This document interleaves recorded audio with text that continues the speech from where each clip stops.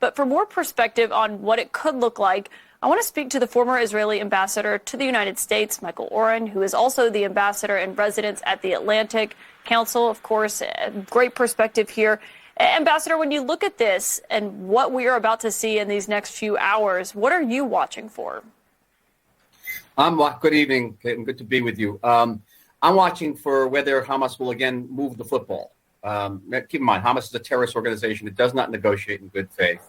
Hamas not only engages in physical terror, it engages in emotional terror. Even releasing these hostages in this tranche, this group of 50, is going to drive deep emotional wedges in Israeli society, which is what Hamas wants to do. Beside the fact that the external strategic ramifications of this, and it's been mentioned by several of your commentators already, that restarting the war after the hiatus of 5 days will not be simple for the state of Israel, be difficult. And it's going to increase the pressure of also all these other families whose loved ones weren't released. So Hamas is very much playing a interesting and moving the football type of strategy, which we've known for many times before. And Hamas has broken every ceasefire it's ever agreed to, including the ceasefire that existed on October 7th. There was a ceasefire then too, right before that. So we have to keep that in mind. We watch for that. I think there's one point, though, that hasn't been made strongly enough here. Let me stress it, and that is that this hostage exchange is happening because of the pressure that Israel has put on Hamas. It would not have been possible before that without the Israeli ground incursion into Gaza, in the sense that Hamas is under a very difficult situation in the northern part of the Gaza Strip. And the sense I will look for is the way that Hamas is now going to exploit those 6 hours when Israel won't have drone eyes on the ground. Hamas will probably move fighters from the north into the south and prepare for the next stage of the battle. What do you think it says about Hamas's current state of operations that they did agree to this deal? Because obviously having the hostages is what has given them leverage here. But the leverage cuts two ways. In other words, Israel's ground forces also has leverage on Hamas. I mean, keep in mind, these fighters aren't really coming out of their tunnels. They come out occasionally, they fire an RPG or they fire an anti-tank rocket, and then they go away. And they go back into this house. It's not easy to be underground for 6 weeks. And they want to use this time to rearm, to reorganize, to reposition many of their fighters. And let's be clear about this. This hostage exchange, we are going to gain the lives of these hostages, but it's also going to cost us in terms of our lives of the soldiers who will have to go into a battlefield, presumably after the end of 5 days, which has far more booby traps in it, and will have to eventually go into the south, which is going to be very complicated because of the great number of Palestinians who have been moved to the south. Think about how vastly complicated that's going to be. And again, I stress that there's going to be international pressure and domestic pressure to extend the ceasefire, which from Israel's perspective means close to death, because it means that Hamas gets away with mass murder, and it means that Israel can't restore its internal security. We have 250,000 internal refugees, Israelis who have moved away from the border, who won't be able to go back to the border if Hamas does what it pledges to do, which is to rearm and to launch second, third, and fourth strikes against Israel. That's what their own leaders say.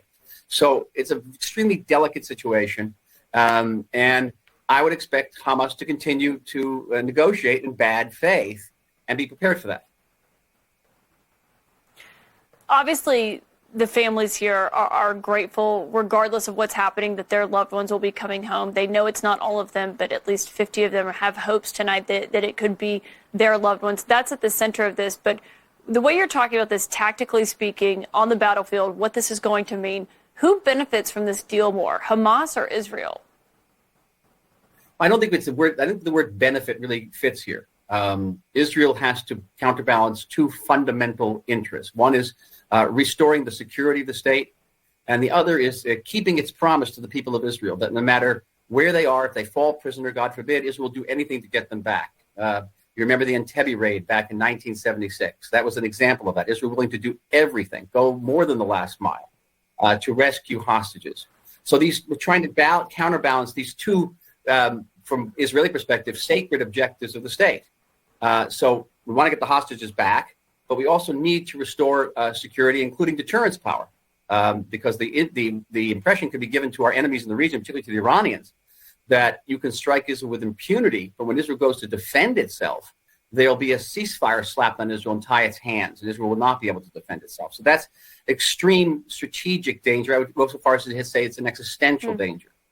Last point, and that's this. Let's be very clear about this. Israel cannot negotiate the end of all the hostages. As precious as these hostages are coming home to their families, Hamas will hold on to them, because if Hamas gives up the last hostage, Israel then can, say, flood the tunnel system, the 300 miles of tunnel, with seawater. That's what the Egyptians have done in the past, and it would eliminate Hamas. Their chances are maybe they'll hold on to a few hostages as sort of a get out of Gaza free card, and maybe exchange their retreat from Gaza on some boat, such as the PLO did from Beirut in 1982, in exchange for the last hostages. It would be a good outcome. That would be beneficial. Yeah, they've obviously completely used them as leverage. And Ambassador, before I let you go, I just want to ask you on a different but still related note. You know, it's Thanksgiving in the United States. A lot of people have been spending the day with their families. They may be sitting around a table right now listening to this conversation. You recently wrote an op-ed talking about how anti-Semitism is coming up and what that conversation looks like this year, and how you say it's changed a lot, but not really that much when you look at the conversation. I wonder what you think those conversations should look like at Thanksgiving tables tonight. Excellent question. Just before I came on the show, I learned that the house of my good friend Mike Tuchin in Los Angeles, he's the late president of AIPAC, was attacked by Hamas supporters. He and his wife were inside the house, and I'm waiting for word on their condition. So this is not just a matter of discomfort, it's a matter of physical fear of being attacked. And that was the conversation around Thanksgiving tables. Now, if you were to go back a few years ago and there'd be a conversation about anti-Semitism, there'd be a big division among American Jews of how you define anti-Semitism. Is hatred of Israel anti-Semitism? Not criticism of Israel, but saying Israel doesn't have the right to exist, or Israel should be wiped off the map, or that, from the river to the sea, Palestine should be free, means race in the state of Israel. Today, that debate's over. Everyone understands that when pro-Hamas demonstrators say gas the Jews or bring them back to Auschwitz, it's not a question now that anti-Zionism is a form of anti-Semitism. And in the past, there was a big question about how to actually defend the Jewish community, whether you could sit down and talk to these protesters and maybe convince them and tell them about the Holocaust. I think that debate has also been resolved. For people who are chanting to throw the Jews back into Auschwitz or gas them, I don't think you're going to have much of an educational moment with them. And they have to be resisted by legal means, by legislative means, any means you can, shortly peaceful means, but that the American Jewish community has to defend itself. I've spent some time on American campuses with Columbia students, Cornell students. They're living in fear.